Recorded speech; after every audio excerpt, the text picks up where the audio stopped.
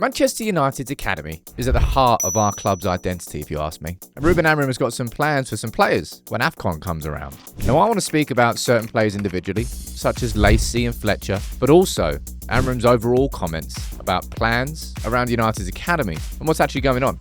Now, subscribe if you're new, by the way, beautiful peeps, for daily United videos. When it comes to academies, United's is one of the best in the country, always has been one of the best in the country, and one of the most important in terms of players, not just playing for our football club, but across the Football League.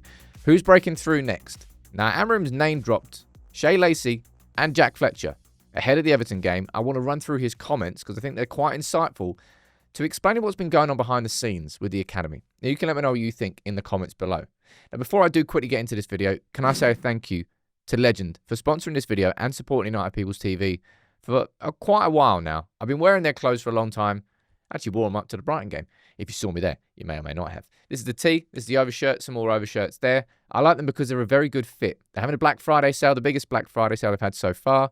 You can grab it on t-shirts and jeans and overshirts. The link is in the description.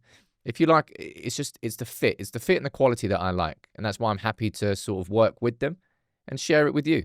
So the link's in the description. As I said, Black Friday sale. So we'll be speaking about it a couple of times this week because it's Black Friday. Now, in terms of the academy this season, I think Cobby's lack of opportunities has got some United fans concerned. And the fact that Jack Fletcher was the only academy player in our matchday squad against Spurs. You want to rewind to Spurs last year. Do you remember this? When we had so many injuries, and that was our bench. Chido Obi, Sekou Kone, Eli Harrison, Harry Amas, Jack Morehouse, Tyler Fredrickson, Jack Fletcher, and Aidan Heaven. But only Jack was on the bench against Spurs. So what is going on behind the scenes? Well, let's listen to what Ruben Amorim himself has had to say about the link between the academy and the first team before I run through his comments on Lacey and Fletcher and his plans. Yeah, first of all, I'm not preparing the academy. They are preparing the academy. We are paying more attention to them. We are talking with them. Just that is so important for us to change information about the players, what they need, how they behave. Even to call a kid for the first team, they need to behave really well. If you don't behave really well, this connection is really important. We are trying to do that. We are putting everything in place. Nutritionist for the academy starts now in our club. That is something that it should be basic. So all these things we are doing, and they are doing their job. So I have more times with them with training, so I'm more confident with them. When we put these kids to play in Premier League, they will struggle, but we'll struggle less, I think.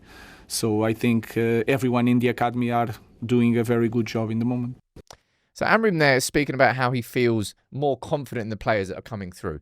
And that's what I want to do now, is speak about those players. But I think people trying to suggest that Amorim, he doesn't want to play youth players and he doesn't care about youth players. I think he's massively exaggerating what the truth is. But when it comes to the amount of minutes that academy players have had this season, I don't think it's enough at United. So what's going on with maybe Shay Lacey and Jack Fletcher? Because Amorim was speaking about AFCON. We know what's happening in AFCON. Amaz's leaving and Mbumo's leaving. Mazraoui's leaving. We're going to need somebody to help step up on that right wing. And Shay Lacey very much looks like it's going to be him who's given the opportunity. He is a seriously talented, I don't need to tell you, or maybe you don't know enough about him, a seriously talented footballer, somebody who he's a dribbler. He likes to drift past people to create opportunities. But he's had mad injuries in his last couple of seasons. This season, he hasn't been smashing it with the under-18s, and he looks like he's going to get an opportunity. But you know what I really think about Shay Lacey? I think about the environment that he's going to come into now compared to environments that maybe Rashford came into previously or Garnacho came into previously. You've got Mbumo and you've got Cunha to look up to. It is a better environment for younger players to come into. But on top of that, right, you've got Jack Fletcher, who was involved in the post-season tour in Malaysia, was on the bench against Spurs. I think he'll be learning from Casemiro.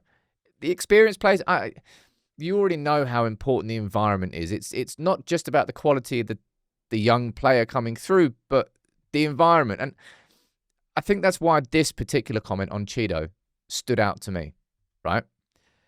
Chido came into the squad last season at a time when United were a bit desperate. Højlund wasn't scoring. We didn't have anywhere else to turn. We needed some goals from somewhere, and Cheeto came through. And he struggled a little bit, right?